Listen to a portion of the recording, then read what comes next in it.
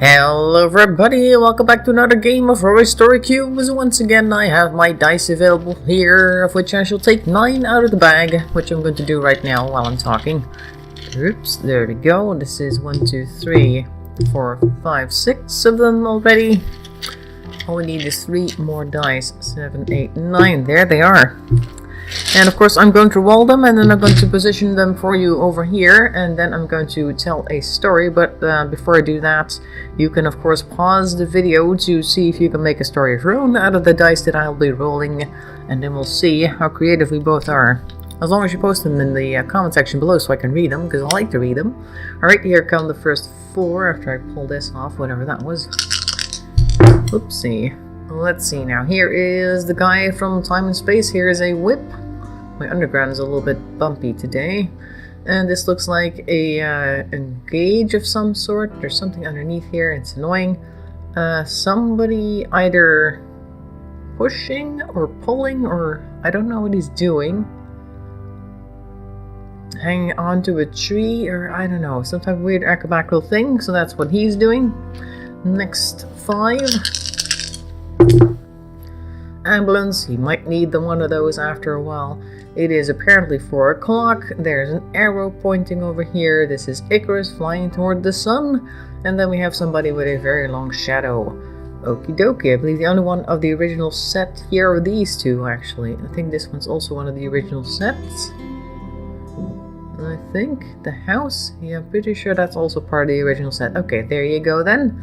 That's right. Okay, so make sure to pause the video here, as I've said many times before, and will continue to say, and look at these dice, come up with a story of your own, and I will read it in the comment section and enjoy it. Now let's see what I can do over here. We have somebody who's doing lots of things. Let's see now. There was, once upon a time, a slave of some sort. He was actually part of an interdimensional slave gang, which was being controlled by an evil master. There you go. You couldn't see him unless you did something bad, and then he would crop out of your shadow and scare you and all that sort of thing. And while he was not busy scaring them, they had to spend most of their day pushing trees. Kind of like the tree pushers from dinosaurs. The thing underneath here is really annoying. Okay, fine. It's gonna stay there. Fine. So they had to push trees all day long, otherwise this guy would come out and scare them. And occasionally he would show up out of nowhere for no particular reason, not out of no particular reason, and just crack a whip at them so that they would work a little bit faster. One of them, this guy, dreamt of being able to fly because, you know, he had read books on people being able to fly, and one in particular about a kid Icarus of some sort, who had tried to fly to the sun, and he really thought that that would be great to give that a try, because down here pushing trees, it wasn't exactly a lot of fun. And one day he fell asleep, and he dreamt that he was teleported into another dimension, the one they were in currently, in which he really could fly. And it felt so real as he flew up to the sun that when he actually reached the sun, it burned his wings off and he flew back down. He had a little gauge in the air beside him, because everything happens in dreams, and it told him that he was reaching terminal velocity, that then he needed to turn left. Is that left? No, it's sure right. Okay, turn left. Yeah, that's correct.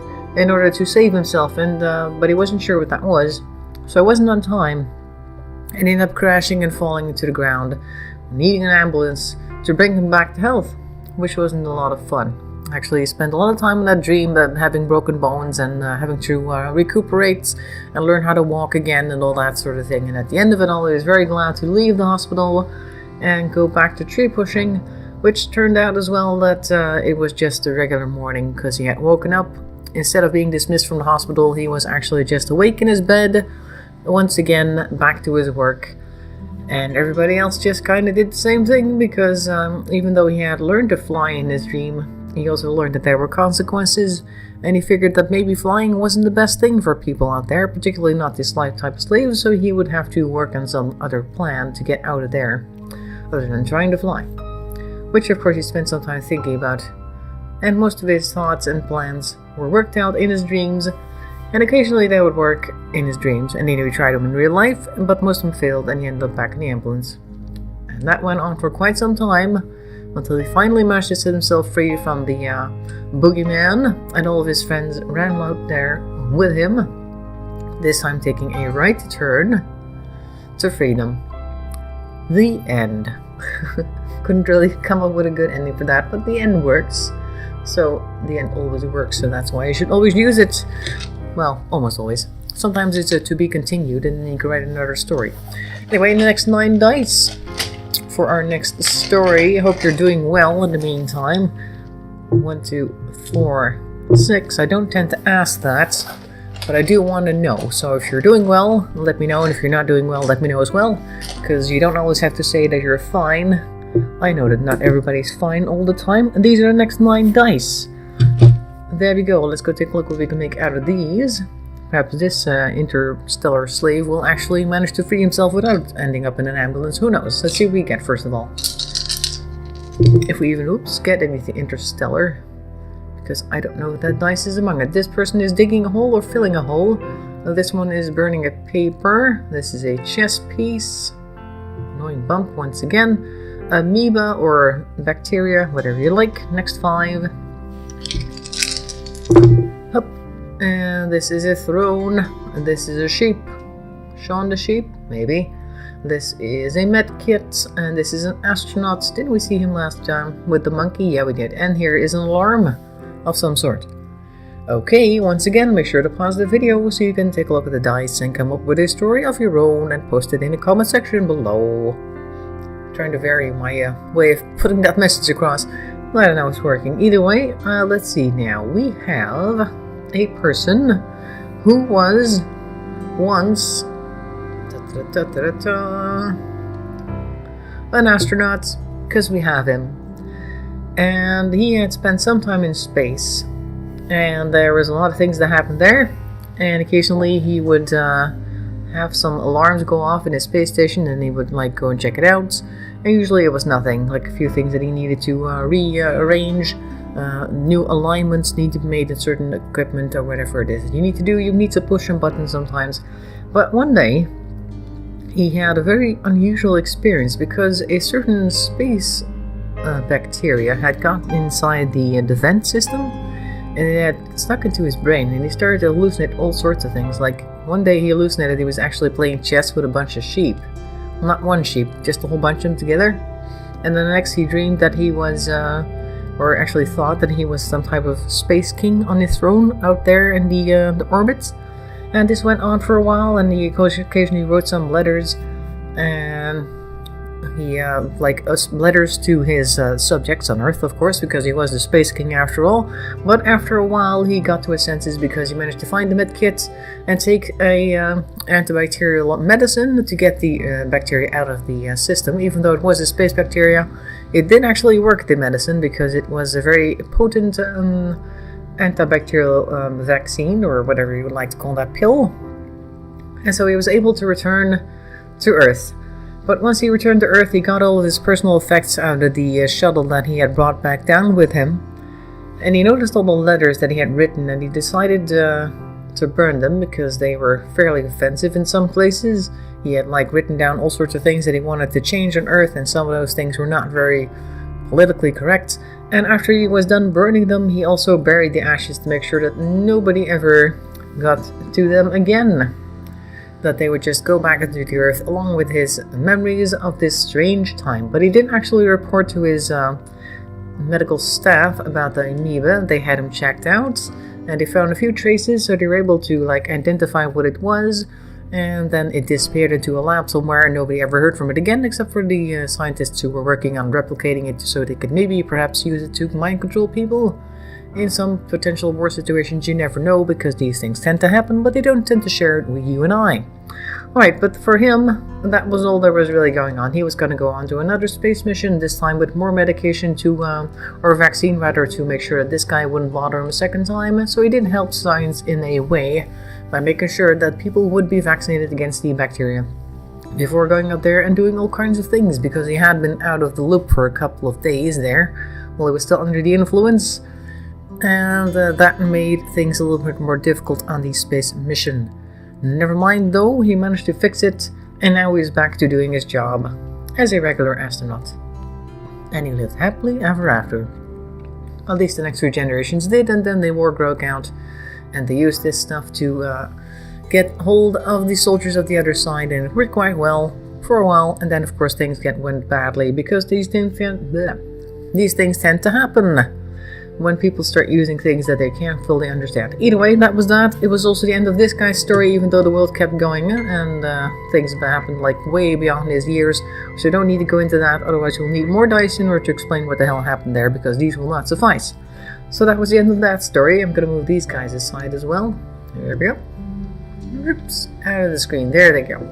Next 9 dice.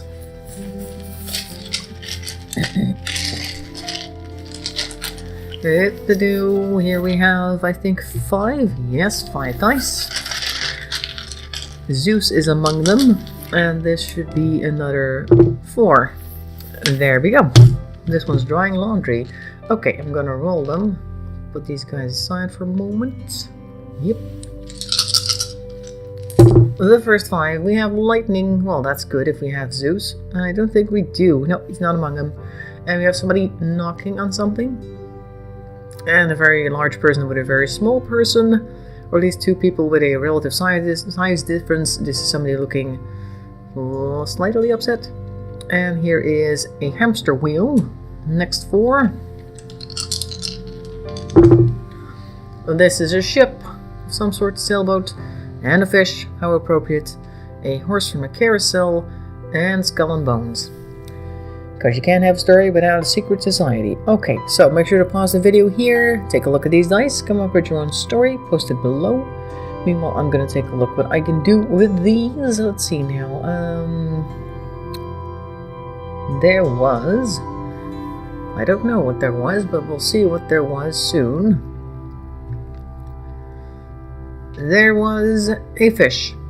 Why not start with a fish for a change? And the fish had a dream. The fish wanted to become human because he had seen photos of books that fell into the ocean. He was like, okay, that looks pretty cool. You're lying on the beach somewhere. All I have is this really cold water with other bigger fish that try to eat me.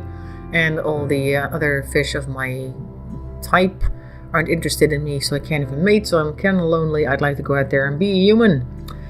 And he wasn't quite sure how he was going to manage it. Occasionally he would try to get caught by one of those fishing boats to try and get on land at least, but of course he knew that he couldn't breathe up there, so usually at the very end of almost being caught he would go back down and he would reconsider. Now down there were a lot of things that he found that fell off of boats and all that sort of thing. One of those things was an impaled horse. He wasn't quite sure what it was, but it didn't look like he was dead because its eyes were still open, and it didn't look like it was in pain, even though there was this rod sticking out its back, and it wasn't quite sure what the horse had done to deserve such a fate. But it had come down there one day, along with a bunch of other stuff that just kind of fell off a boat somewhere, because occasionally stuff falls off boats during storms, and it just ends up at the bottom of the ocean, and nobody really comes back to retrieve it unless it's really valuable. But then it has to be really, really valuable, because the costs for retrieving something from the bottom of the ocean are fairly high. So unless it's going to be more expensive than that, people tend to just leave it. Okie dokie. That includes cars, by the way. Alright, so there was this thing, and he wasn't quite sure what it was, but he tried to talk to it occasionally, thinking that this thing was from up above, meaning it probably had some wisdom for him, but it didn't talk back to him, and he just kind of left it there. And then some time passed, and I'm not quite sure if I could use this hamster wheel for it, because I won't. I guess I won't do that. And lightning struck the ocean. He was near one of the fishing boats, considering once again being caught, and lightning struck him, and he actually got turned into a human. Originally thought he was dead, because being struck by lightning is a fairly impressive thing to happen to a person or fish. And it certainly left quite an impression and quite a mark on him. But he, aside from feeling a bit bad, was also human. But a very small human, because he was of course a fish, and fish can't just grow like incredibly big humans because they don't have the matter in their bodies. It's kind of like Pokemon, I guess. If you ever saw that video, the film, or no, the game theory on Pokemon and evolutions and all that sort of thing, it's kind of not possible unless they create a few black holes. And that's not what happened. Anyway, so he became a very small human, and he managed to swim on board. And he was like, okay, so what do I do now? I better go and talk to somebody. So he walked around a little bit, and he knocked on the door of a, I think it was the captain's lodge. Nobody really heard him, but he kept knocking, and it was very persistent rather. And eventually somebody opened the door, and they looked down, and they were like, what the hell is that? When did my hamster get loose? So I put him in the wheel. There you go. And then the guy was like, okay, well, I guess that's not quite what I had in mind, but at least I'm human, that's what I wanted. And so he just calmly went and walked on the wheel and all that sort of thing, because that's what the big guy seemed to like, and it got him food and treats, and he needed to eat, so he might as well.